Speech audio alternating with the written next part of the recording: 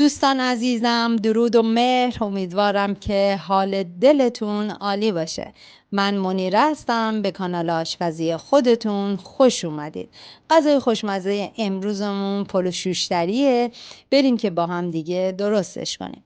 مواد لازم: لوبیای چشم بلبلی 1 پیمانه، سینه مرغ 500 گرم، برنج 3 پیمانه، پیاز 1 عدد، شوید 200 گرم، سیر 2 حبه، شوید خشک 3 قاشق غذاخوری، نمک 1 قاشق چایخوری، زردچوبه 1 قاشق چایخوری، پودر گشنیز 1 قاشق چایخوری، فلفل قرمز 1/2 قاشق چایخوری، ادویه کاری 1 قاشق چایخوری، زعفران به مقدار لازم و روغن 3 قاشق غذاخوری.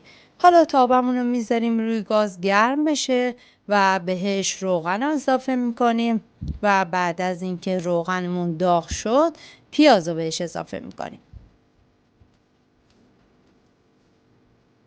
خب من اینجا پیاز رو اضافه کردم و پیازم رو هم میزنم و اجازه میدم پیازم سبک بشه و بعد از اون سرخ بشه.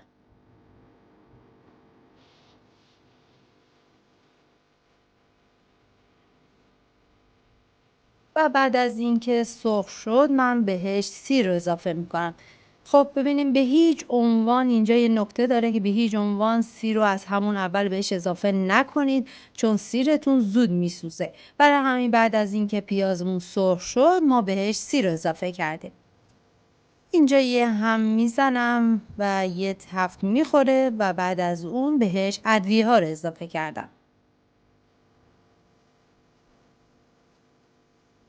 اینجا دوباره یه هم میزنم یه تفت کوچولو بخوره و بعد از این بهش شوید اضافه کردم. خب اینجا شویدم رو اضافه میکنم و دوباره هم میزنم و اینجا زیر شعله‌ام یه خورده زیادترش میکنم تا شوید آبش گرفته بشه و سرخ بشه.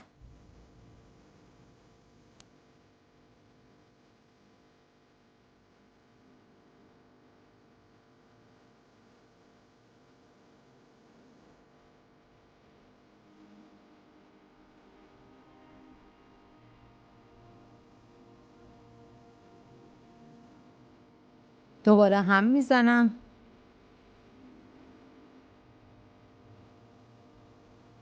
خب اینجا دیگه شوید ما آماده. توی این مرحله مرغ رو بهش اضافه میکنیم. بعد دوباره مرغ رو با بقیه مواد هم میزنم تا سرخ بشه.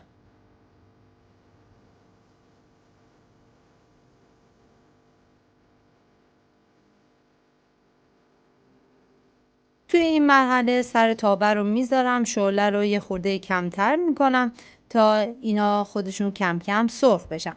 حالا قابلمه بعدی لوبیا چشم بلبلی ریختم و میذارم جوش بیاد و به مدت 40 دقیقه بپزه، حالت نیم پز بشه. خب توی این مرحله دوباره مرغم رو یه تفت دوباره میدم. ببینید بعضی جاها چون شاید مرغش سرخ نشده باشه هم میذارم تا قشنگ تفت بخوره.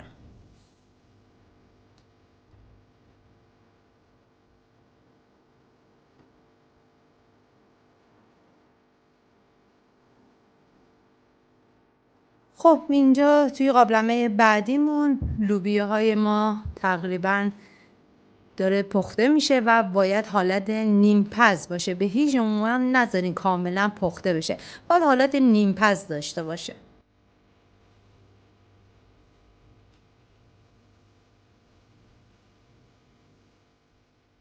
خب اینجا لوبیای من تقریبا آماده شده و من توی این مرحله بهش برنج رو اضافه کردم و میذارم برنجم با لوبیاها دوباره پخته بشه.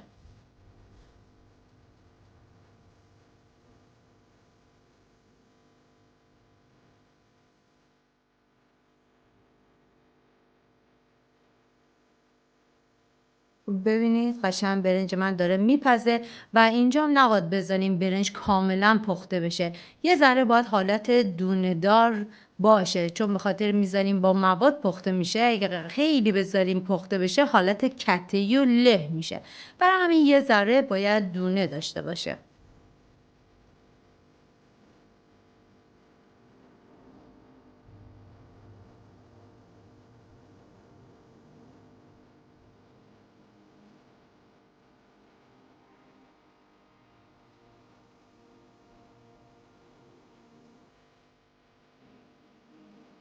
اینجا برنج من داره کم کم میپزه و آماده میشه و حالا توی این مرحله من برنجم رو آبکشی میکنم. بعد داخل قابلمه روغن میریزم و کمی نمک.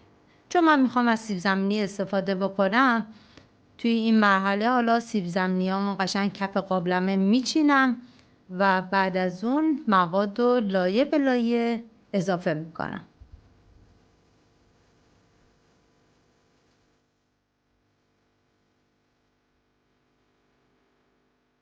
خب حالا بهش مواد گوشتی رو اضافه میکنم و توی این مرحله که ما از اون شوید خوش اینجا استفاده میکنیم که وقتی اینکه مرغ رو ریختیم روش یه قاشق غذاخوری هم شوید میریزیم. همین کار رو لایه به لایه تکرار میکنیم.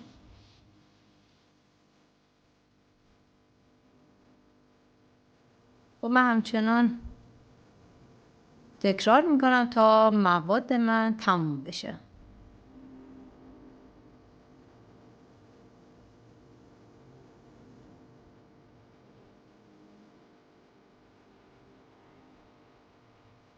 خب اینجا دیگه مواد من کاملا تموم شد. شوید خوش روش ریختم و یکم زعفران دور تا دور قابلمه میریزم و میذارم تا برنج من به مدت 45 دقیقه دم بکشه که من اینجا برنجم دم کشید.